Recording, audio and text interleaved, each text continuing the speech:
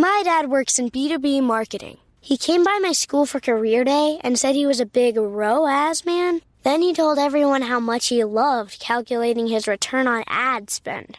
My friends still laugh at me to this day. Not everyone gets B2B, but with LinkedIn, you'll be able to reach people who do. Get a $100 credit on your next ad campaign. Go to linkedin.com/campaign to claim your credit. That's linkedin.com/campaign. Terms and conditions apply. LinkedIn, the place to be, to be. You could also, and this is their analogy, have a psychological immune system that is also trying to do the job of keeping you safe and is also looking for threats and scanning for them. And when it finds a threat, it doesn't mobilize T cells, it doesn't mobilize biology, it mobilizes your action. So then if let's say, my parents fought a lot, it got intense sometimes.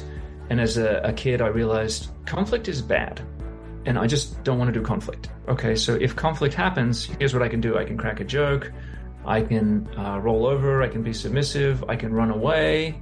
So now I'm starting to build this paradigm, which is similar to the immune system of, okay, whenever conflict happens, I can do X, Y, Z. I'm not allowed to do A, B, C. Welcome to the Manage Self, Lead Others Leadership podcast with Nina Sunday for experienced and aspiring people managers. This show will help you explore ways to become a more intentional leader. Each episode, host Nina Sunday speaks with some of the brightest business minds on the planet who share a passion to elevate and transform team culture.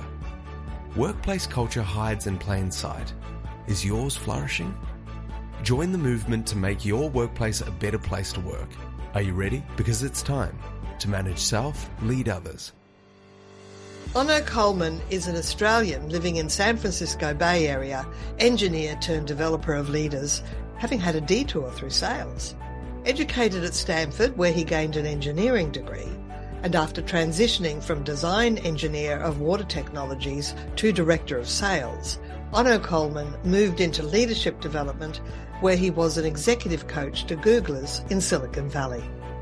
The last 10 years, his company, Dynamic Leader Development, or dynamicleaderdev.com, focused on developing a new generation of teammates, managers, and leaders. Welcome, Onno Koelman.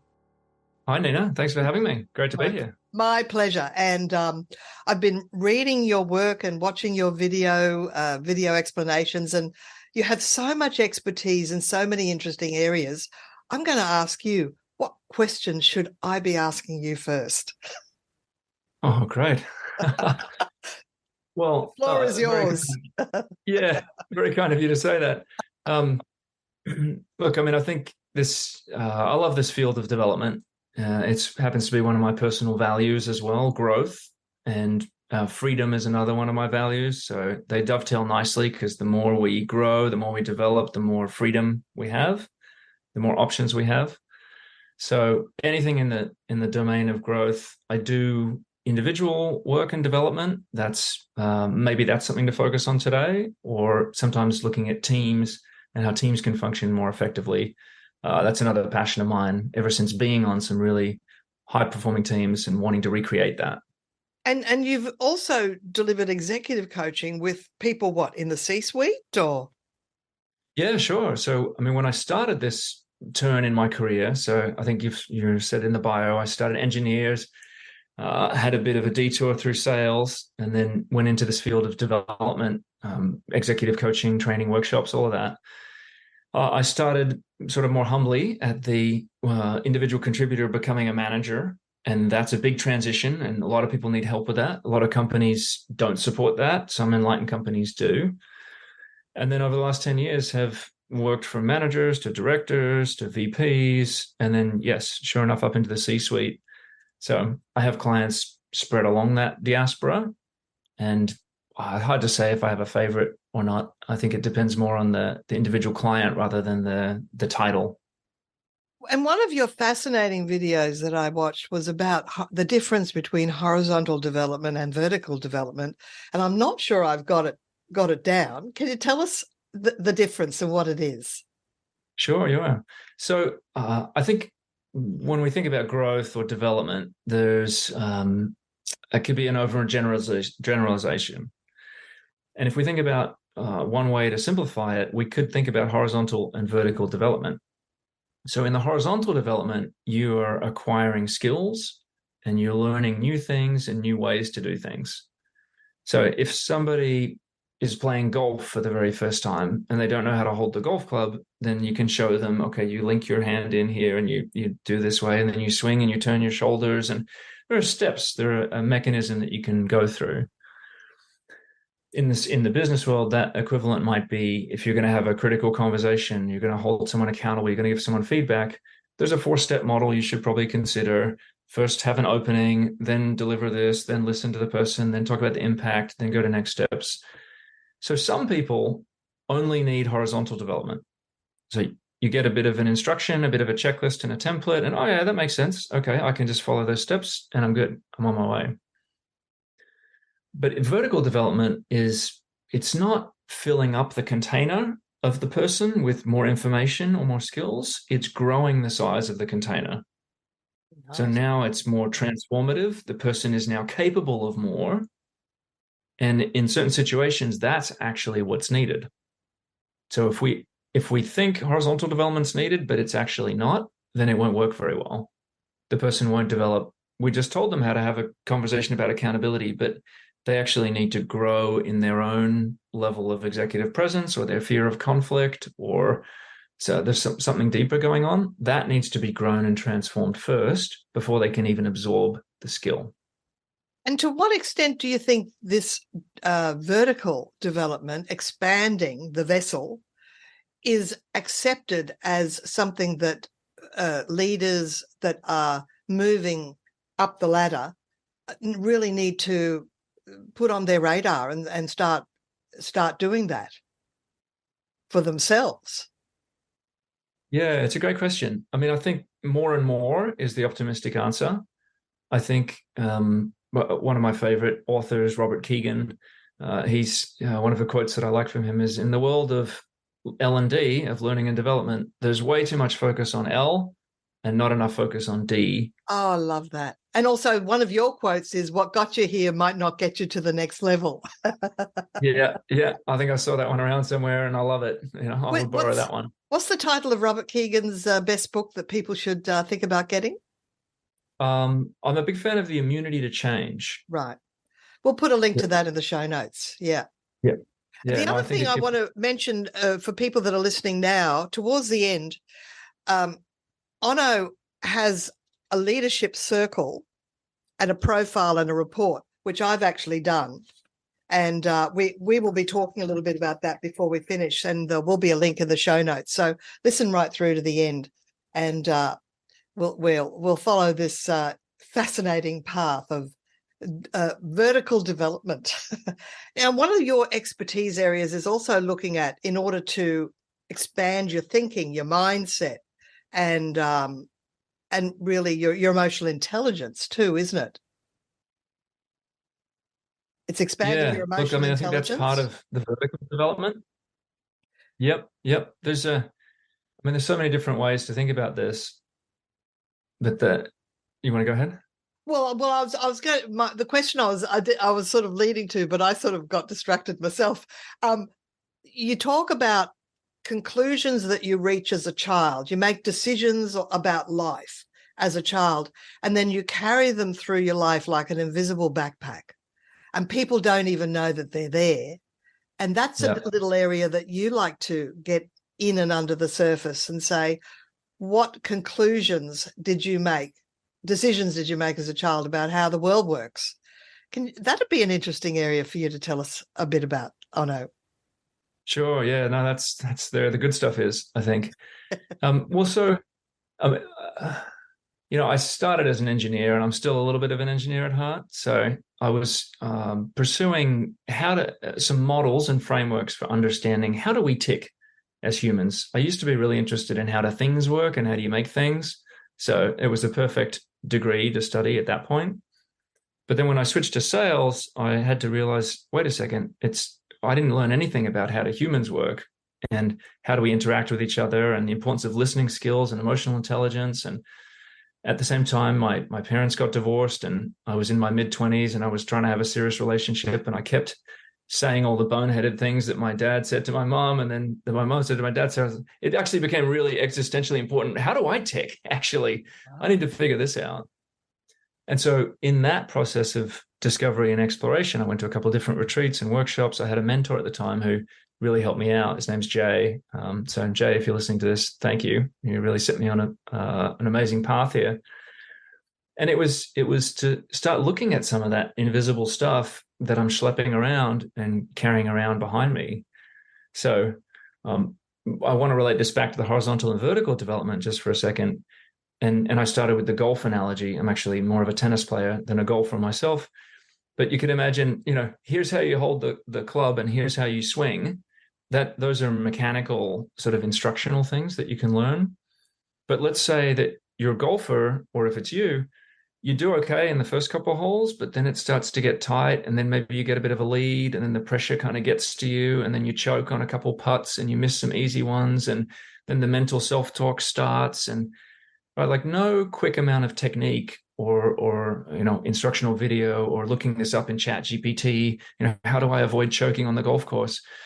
That's probably not going to get the result that you really want. And if you're a leader and you're suddenly promoted to some more senior level, and there are people that are 10, 15 years older than you that have been in this game longer, may actually have some competitive issue with you, and you need to speak up for your team, and you need to negotiate, and you need to push boundaries, and you need to jump into the conversation and maybe cut people off, even though you'd rather sit back and just wait. And if you just do good enough work, eventually you'll get noticed, right? And someone will take care of you.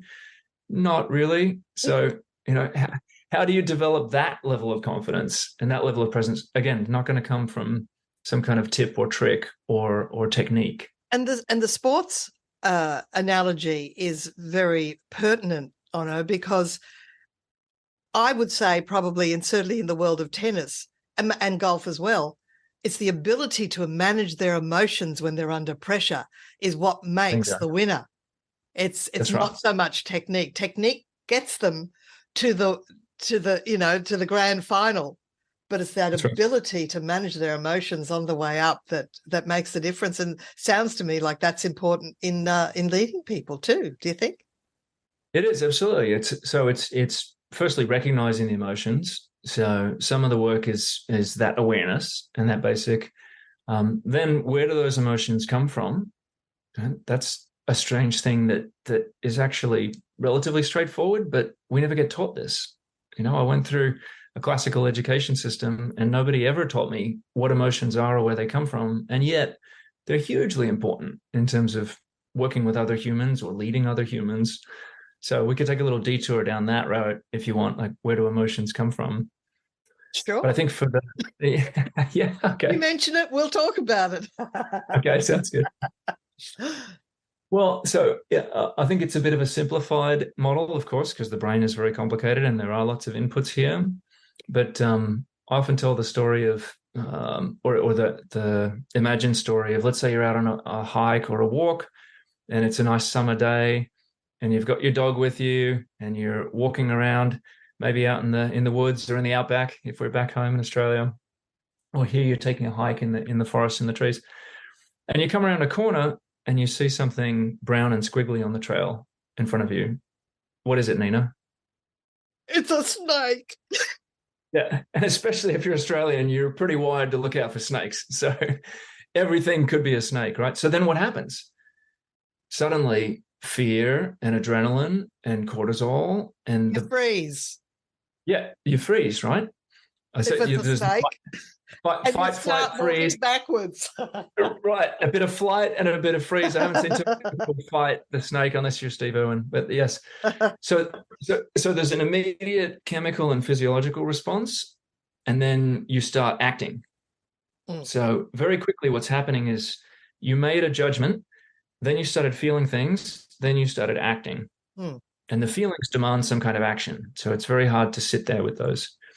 So let's say you freeze and you look at the snake and it doesn't move and you don't move and it doesn't move and you don't move and the dog doesn't seem to care. And then you realize, wait a second, that's a stick. And now in your body, you get this flood of relaxation, and most of the adrenaline and cortisol gets tucked back into its little lockers. Probably not all of it. You still have a little bit of a residual high after that. But then you probably start walking forward at that point. Yeah. And pick up the stick just to make sure. And just throw it out of the way for the next person. Yeah. But so what changed in the external world in that example? Absolutely nothing. Nothing. No, something brown and squiggly in the trail. At first, I totally freaked out. And then... Well, self-protection kicks in. You know, this is how we survive. And that's right. a dash of paranoia is what makes us survive. And we have this negativity bias in our brains. We tend to pick out the negative and we look for that. And that's fine. You know, that makes sense as long as we know that about ourselves. But so did the brown squiggly thing cause the emotion? It was my decision and my identification of what it was that caused the emotion. Yeah. So I think of this 4-letter acronym. Everything good is 4 letters, right? So DTER. Yes. So at first there's data. There's something brown and squiggly in the road. Yeah. It's objectively, neutrally true that that's what's happening. Then I have a thought about it, or a judgment, or something I make up about it. Oh my God, that's a snake. And then I have an emotion, and then I have a reaction. And so very quickly, we're going through this sequence: data, thought, emotion, reaction. Apply that, and then the thought changes next time. A few seconds later, wait a second, the data's the same, but now I have a new thought. That's just a stick. Okay, now my emotions change in response, and my reaction changes in response. And relief, and you get a flood of what? Oxytocin and probably some endorphins come in to mask the pain, and get from fear to gratitude for being alive on this fine day. That wasn't a King Brown. Thank goodness. No, but so the emotion, our body is a little bit like a tuning fork for the thoughts that we're having. Right. Now, and so if I'm primed to walk around in life with thoughts, like my underlying belief that happens before the thoughts even, is that, let's say the world is a dangerous place and people are out to get me. If I believe that at a deep level, because of what happened and what I'm carrying around in my backpack and what happened in my childhood or whatever, it's my family conditioning, it might be my cultural conditioning, it might be some trauma, big or little, that I experienced. And I decided as an 8-year-old, the world is dangerous and it's out to get me. And that's why this bad thing happened to me. That's the only way I can make sense of this. So now I'm going through the world careful and cautious. Hypervigilant. And some hypervigilant. Yeah. So the thoughts that soil tends to breed are more cynical ones and more critical ones and more doubtful ones and doubting ones, which then, if I'm thinking all those things, oh, maybe they're out to get, what's her angle? Maybe I can't trust this. This will happen again. I'll get screwed like I did last time. If I'm thinking all those things, like try it on. What's the feeling in response to all of that? The body says, okay, well, if that's what's happening, gets tight, gets anxious, gets stressed, and then I'm going to act from that place. And you possibly see a hidden agenda behind every person, no matter how innocent their statement. You wonder, as you said, what's their angle? How are they going to get me? So it's being too protective, and you don't trust. There's an absence of trust. And you can see, I mean, I don't know if podcast listeners might not be able to see this, but there's a poster that I have on the wall here. Can you read that from where you are, Nina? For those looking at YouTube, yes, I can see it. It's something leaders bring the weather with them. That's right. Right. Yeah. So I don't know if that guy who quoted that was a Crowded House fan, but he's definitely bring the weather. So emotions are contagious, and kind of like yawns are. And when we get into a room with social animals and we look at others and how are people doing, and whose emotions are most contagious in the room, it's the leader. That's right. And so if something is hitting the fan and we all look to the leader instinctively, and the leader's calm and composed, it's like, okay, let's take this in stride. We can learn from this. Let's grow back better. Okay, then everybody's calm and they're fine. If the leader gets angry or gets afraid themselves, that increases the contagion to people around. And often people make up stories about what the external behavior is, what the meaning behind it is. So, I mean, I was delivering a business communication workshop, and someone was saying, you know, around the table, it was a small group, my team don't respect me. And I said, what's the evidence for that? Well, they don't answer my emails. And I'm going, well, maybe that's a channel of communication that is problematic. They're busy. Not answering your emails, they're probably not answering a lot of emails. It's not necessarily a sign of disrespect, but that leader took it as evidence that they didn't respect them. I said, well, don't infer that. One behavior doesn't infer the motivation. Yeah, no. So, I mean, run it through the model we just talked about. The data is, what's the data? You basically asked him, you're like, what is the signal you got? How do you know? Emails not being responded to. Bingo. So that's the data. And then his thought about it was, they're not respecting me. If they respected me, they'd respond to my emails. Maybe they're responding to clients first, realizing that internal is less important than client emails. Maybe, who knows? Maybe it was worth a conversation asking the question. 100%. That's the answer here, is hold careful of the desire to leap to judgment. Yeah. Because, you know, it might not be a snake after all. That's right. And maybe I would go, and so that's why we have to sometimes go upstream a little more. And this is where the stuff about paradigms comes in and the immunity to change comes in. If this person believes that he has to prove himself on a daily basis, then this is just one more lens to look through and say, well, see, I haven't proved myself enough. They don't respect me enough. So that's my assumption. If they respected me, they would answer every little thing that I send. So therefore, I'm now going to have a bunch of feelings and be contagious and bring a bunch of weather that is actually not that helpful and doesn't serve the greater purpose. And Onno, you just brought in two new concepts, immunity to change, and was it paradigm shift? Yes. Tell us about those two in any order that you like. Sorry, I did drop those in.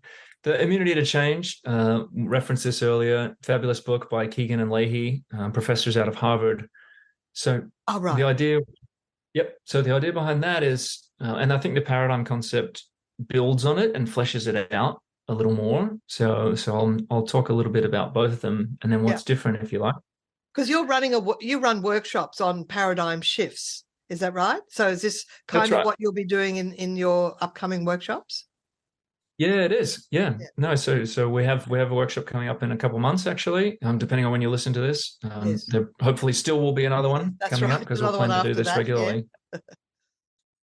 Yeah. So the idea is to, let's start with immunity to change, because I think it's a little bit simpler and more accessible. So you probably have noticed at this point in your life that some changes are hard to make. Mm-hmm. And we have this concept of New Year's resolutions where somehow January 1st is a magical day where we can declare new ways of being that we want to show up in the world.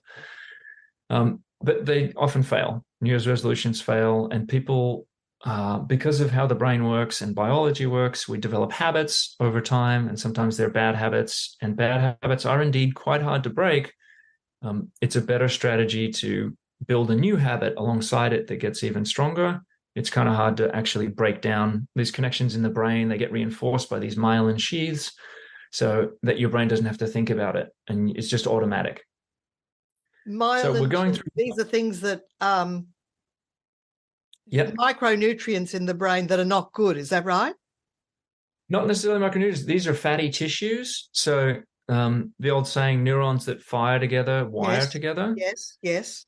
Let's say you're learning how to bounce a basketball for the first time. Mm-hmm. And so you're practicing, and it's taking a lot of attention, and you're thinking about it, and how do I do this and how do I do that?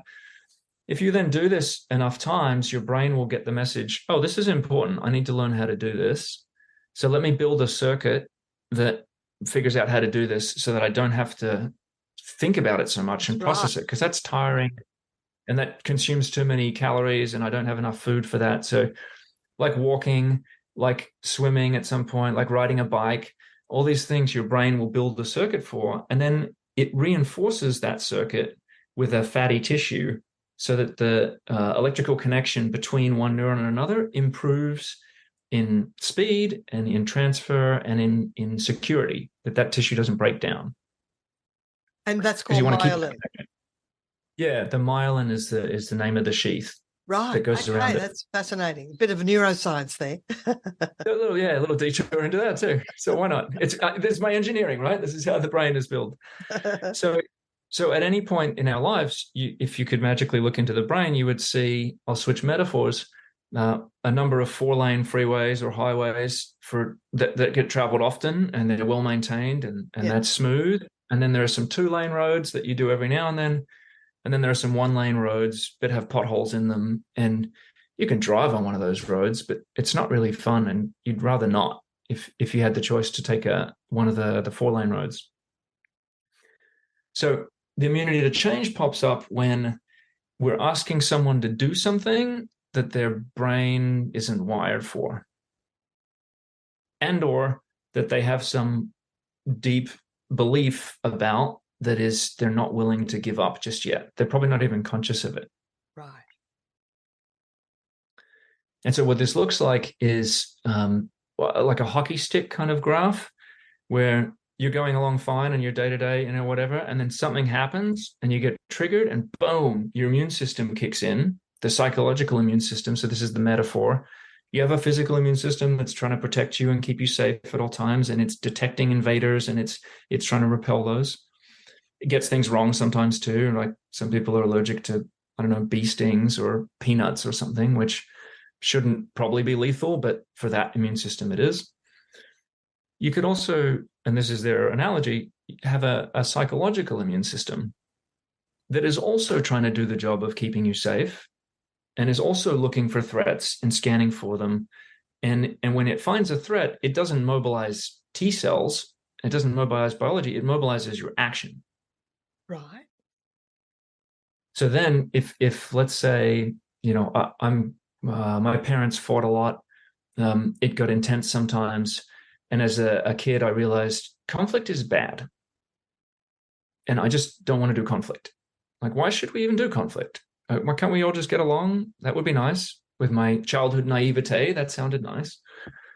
So I sort of made up a rule that conflict is bad and I should avoid conflict.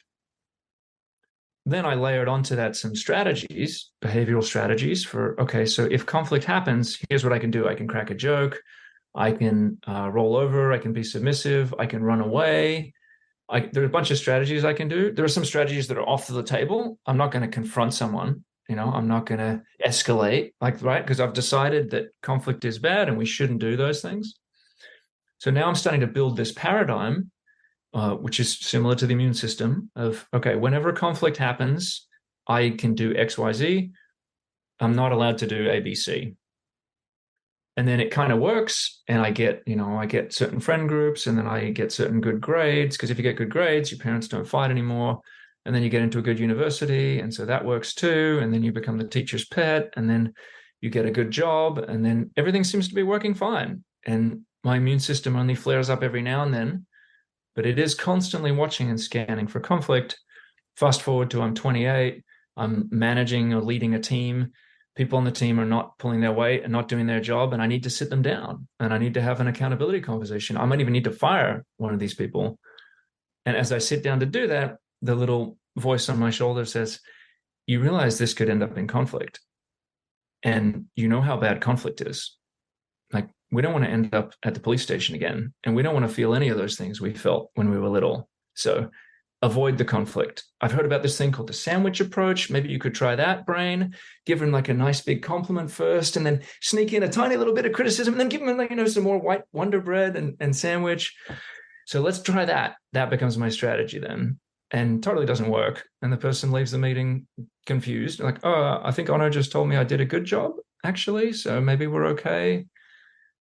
So this is an example of where my immune system and my paradigm, it worked for a while. But now, given my change in position, actually doesn't work that well anymore. So I need to update it now.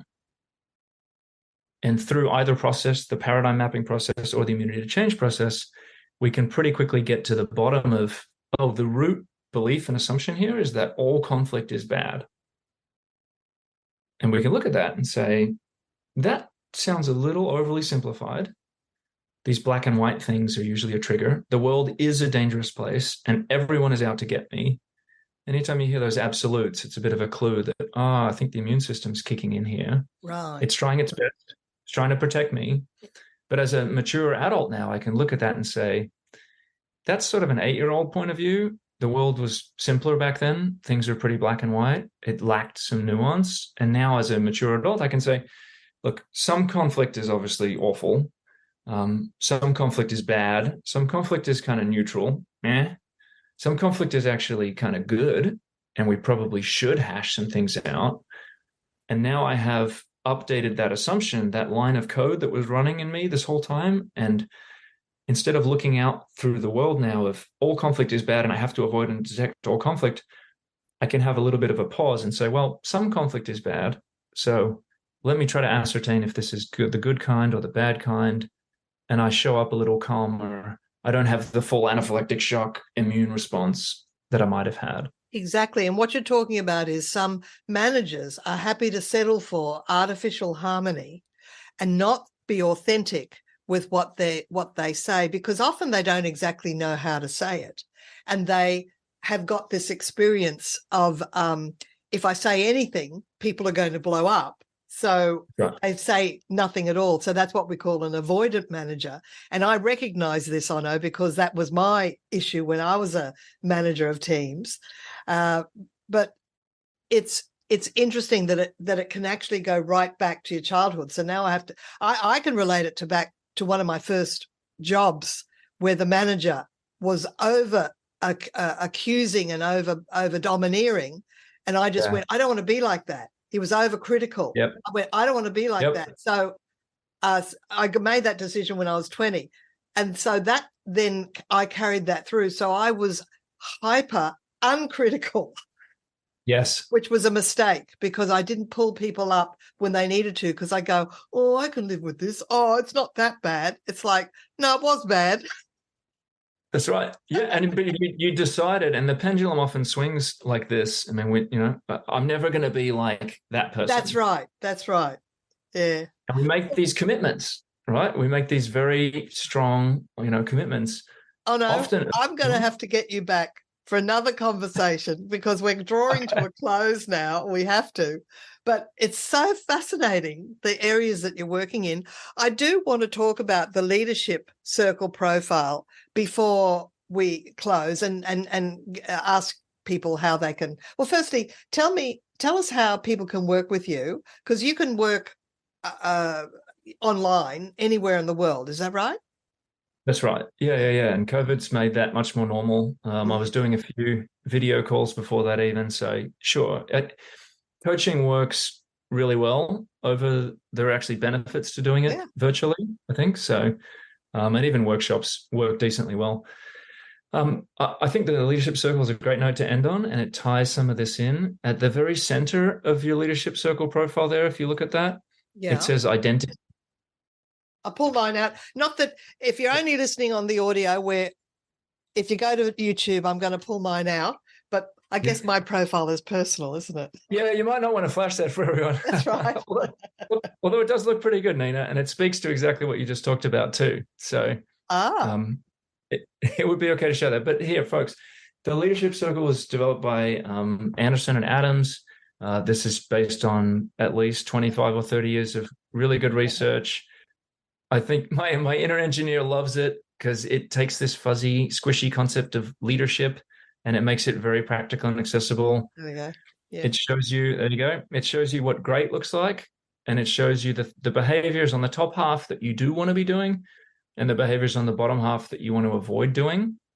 I'm pleased to say my bottom half is less than my top half. So that's good. That's right. Less reactive. That's right. Yeah. So, the 5-second tour of this is the top half is what you want. Yes. That's more conscious, thoughtful, creative. That's leadership that scales.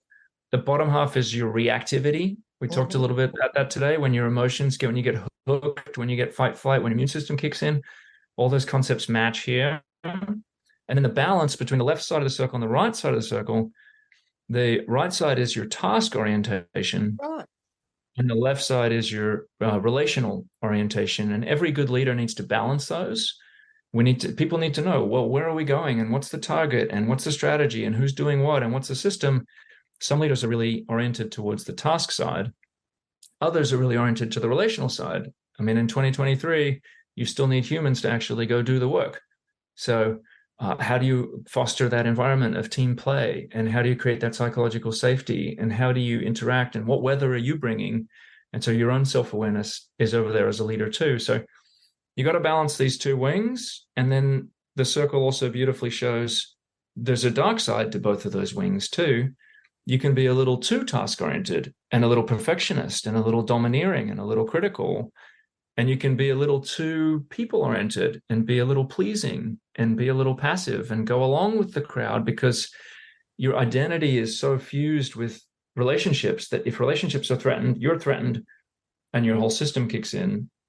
Or if you're fused with the tasks, the work's not getting done, the deadlines are not getting met, there are errors on this, it's going to reflect badly on me. It suddenly feels like a survival moment. So then your immune system kicks in there too. So I can see that I've got a little bit more of an emphasis in relationships versus tasks, and that probably is how it has played out in the past. But I think you just said that 10 minutes ago. Time. Yeah, doing my vertical development. Do you use this leadership circle in your coaching? 100%. Yeah, you can take. They've made it the self-assessment free. Right. So if you go to Leadership Circle profile, I have the full URL. We'll put that in the show notes. Yeah, that's right. Onno, it's been fascinating speaking with you today, and I feel confident that listeners may want to get in touch with you, perhaps with a view to either getting coaching from you or attending one of your paradigm shift workshops. So give us the website that people can find you, Onno. Sure. So the name of the company is Dynamic Leader Development, and we shorten the last bit. So www.dynamicleaderdev.com. Excellent. And you can find me on LinkedIn as well. I'm sure there's not too many Onno Koelmans. That's on right. LinkedIn. It's spelled O-N-N-O, Koelman, but it'll be in the title. And there's a link to getting the Leadership Circle at your website? Yes, I have one on the website. And if you also want to look up Leadership Circle profile self-assessment, that should take you straight to a place where you can take the free self-assessment. And I'd be happy to chat with you and debrief it. And if that leads to a longer conversation, great. Or if that's just a one-off, that's also fine too. Right. Thanks very much, Onno. I appreciate your time, and great speaking with you, and I look forward to the next time. Thanks, Dana. Me too. Cheers. This episode, we've been speaking with Onno Koelman on the Manage Self, Lead Others podcast. You'll find a link to Onno's website in the show notes, and take advantage of his Leadership Circle profile, the opportunity to find a little bit more about your approach, your personal approach to leadership, and he'll debrief that for you. And you can always connect with Onno on LinkedIn.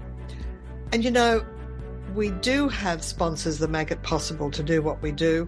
Apex Trader funding for futures trading. You'll find out all about that in episode 106.